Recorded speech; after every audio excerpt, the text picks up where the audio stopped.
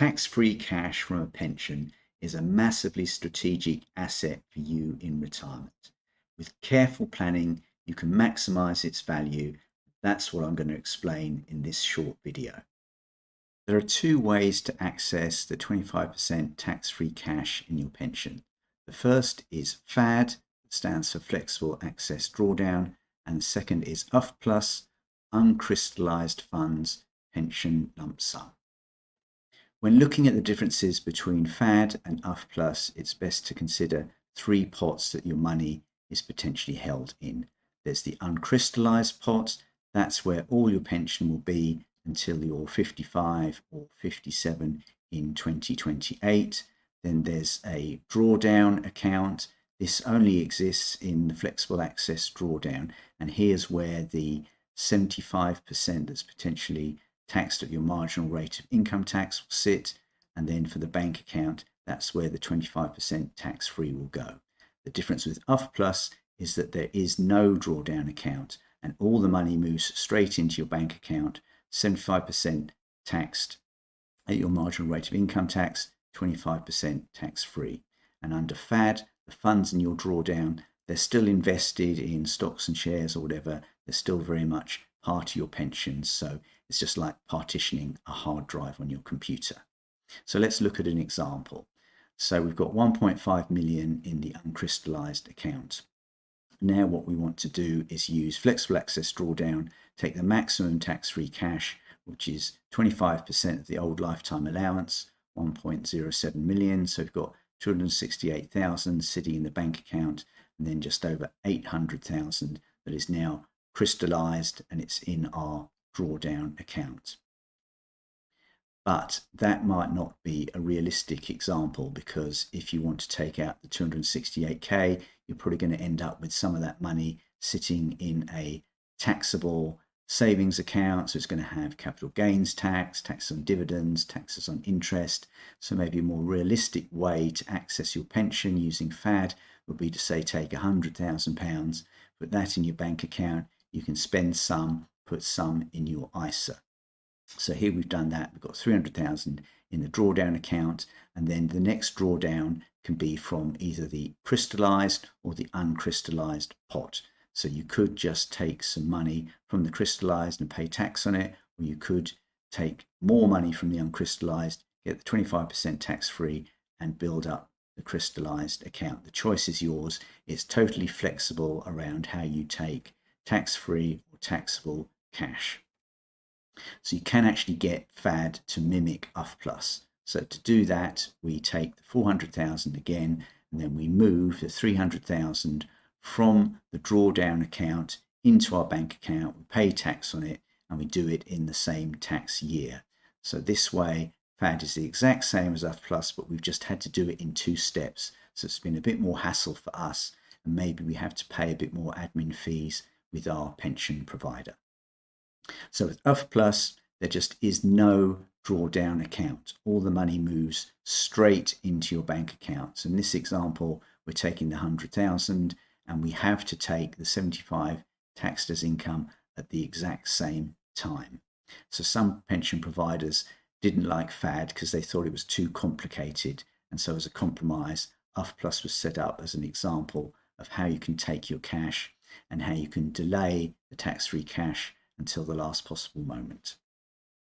So the order of drawdown of funds in retirement is to take from your ISA before your SIPP. The reason being that a SIPP is free from inheritance tax, and if you take from the SIPP last, you're letting its size grow so that the tax-free amount is also larger. But in the first few years of retirement, don't blow all your money. Start to really focus on your needs and making your pension last.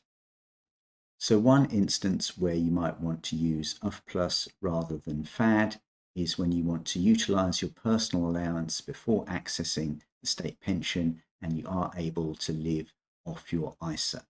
In this instance, you might want to take £16,760 from your SIPP, of which 12,570 will be taxable at 0% using the personal allowance, and then 25% of the 16,000, the 4,190, will be tax-free under UF+. The tax-free cash within your pension is then still able to grow so that you can maximize its value. As a general rule with FAD, you want to take the tax-free cash first and then take the taxable income. But you might want to pay some 20% income tax earlier on to avoid the 40% tax bracket in later years if you are targeting a larger income.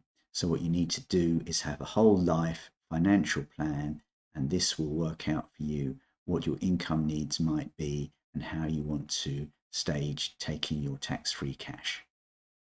There's a saying, you can afford anything within reason, but not everything. And clearly having a wealth plan is the way to do this. So imagine buying an MGB sports car utilizing tax-free cash. Flexible access drawdown is the best way to do this, as it will make sure that you don't pay 40% income tax on the money you use to buy the things that you really want in life. So if you're already over the maximum allowable tax-free cash, so your SIPP is over the 1.073 million, you've got to look at whether the tax-free cash will increase or decrease in the future. And it's very difficult to second guess the government, so it's probably best to take as much tax-free cash as you can to satisfy your expenditure needs, the ISA allowance that you have, less any personal allowance where you want to take that from a crystallized and potentially taxable pension. So you're moving the tax-free cash while you still got it, and you're also utilizing your personal allowance.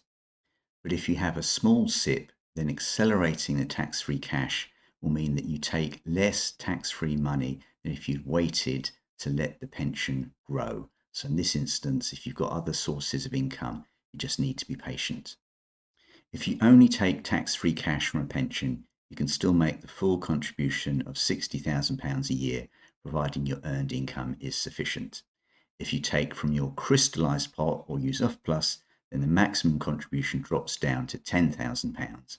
And if you're no longer in employment with no earned income, the maximum contribution is £2,880 until the age of 75. So here's an example from my retirement calculator of how someone's taking their tax-free cash. So initially they're not taking too much, but they do make sure that before they hit the age of 90, they've utilized all of their tax-free cash, so they've maximized what's available to them. Financial planning is a marathon, not a sprint. You need a flexible spreadsheet that you can change to reflect different tax regimes, financial markets, and requirements over time. Spending £1,500 on a Voyant report that is soon out of date does not represent good value to me. My conclusion is that FAD allows individuals to optimize their tax position by deciding the mix of tax-free cash and taxable income to withdraw each year, which will minimize the amount of tax paid. So it's pretty much always preferable to UF+. But if FAD withdrawals are high versus the value of your fund, you could find you're depleting your pension quicker than you really want to. So withdrawals need to be carefully planned to ensure that your pension is sustainable for the rest of your life. Hope you've enjoyed the video. Please subscribe, like, and let me have your comments. And next up is this video, which I think you might find useful.